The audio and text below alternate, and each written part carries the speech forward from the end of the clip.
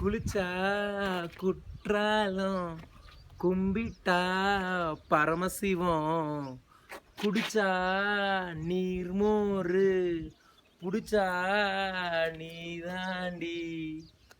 இது பாட்டைத்தான் உங்களுக்கு சொல்ல வரேன். இந்த பாட்டுக்கும் நம்ம ஆரோக்கியத்துக்கும் ஒரு முக்கியமான சம்பந்தம் இருக்கு.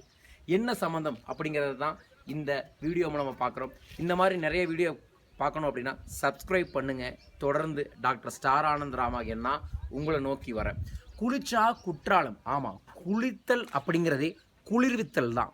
நம்ம குளிக்கிறது எப்படி குளிக்கணும்? குற்றாலத்தில் போய் குளிக்கிற மாதிரி குளிக்கணும். அப்படி குளிச்சா என்ன நடக்கும்?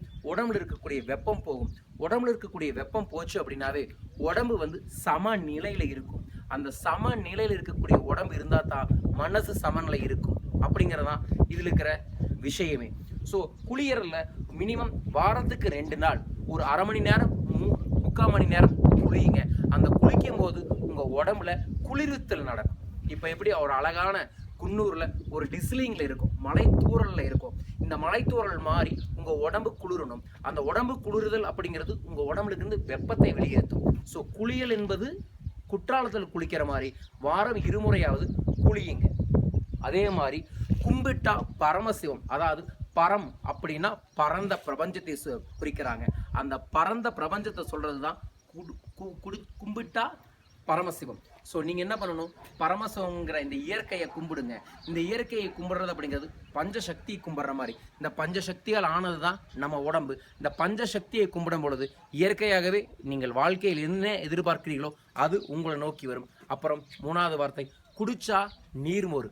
ஆம், அழகாக நம்ம சித்தர்கள் சொல்லியிருக்கிறாங்க, நீரை சுருக்கி மோரை பெருக்கி குடியுங்கண்டு. மோர் குடிப்பது உடலுக்கு மிக மிக சிறந்த ஆரோக்கியமான உணவு முறைகள். அது குடிங்க. கடைசி லைன் பிடிச்சா நீதாண்டி. அதாவது யாரை பிடிக்க முடியும்? அன்பால் யாரை வேணாலும் உலகத்தில் பிடிக்க முடியும். உங்களுக்கு அன்பு வர வேண்டும் என்றால் உங்கள் மனம் ஆரோக்கியமாக இருக்க வேண்டும், உடல் ஆரோக்கியமாக இருக்க வேண்டும், உள்ளம் ஆரோக்கியமாக இருக்க வேண்டும். அவ்வாறு நீங்கள் ஆரோக்கியமாக இருந்தால் அன்பின் மூலமாக கடவுளையும் அடையலாம். அதனால தான் அன்பே ஜீசஸ், அன்பே அல்லாஹ், அன்பே சிவம் அப்படின்னு சொல்லியிருக்காங்க. உங்களுக்குள் அன்பு வர வேண்டும் என்றால் நீங்கள் குளிச்சா குற்றாலத்தை போல் குளிக்க வேண்டும், கும்பிட்டா பரமசிவம்னு சொல்லக்கூடிய இந்த பஞ்சசக்திகளையும் கும்பிட வேண்டும், நீர்மோர் அப்படிங்கிற நீராகாரத்தை அதிகமாக பயன்படுத்த வேண்டும். அதன் போல் எல்லா உயிரினங்களுக்கூடையும் எல்லாரு கூடையும் அன்பு செலுத்த வேண்டும். அப்படி அன்பு செலுத்தினால் உங்கள் வாழ்வு வளம் பெறும். அதன் மூலமாக என்ன எதிர்பார்க்கிறீர்களோ வாழ்க்கையில் அதை அடைய முடியும். ஸோ இந்த மாதிரி விஷயங்களை தொடர்ந்து கேட்கணும்னா சப்ஸ்கிரைப் பண்ணுங்கள். விரைவில் உங்களை சந்திக்கிறோம். வாழ்க வளமுடன். நன்றி.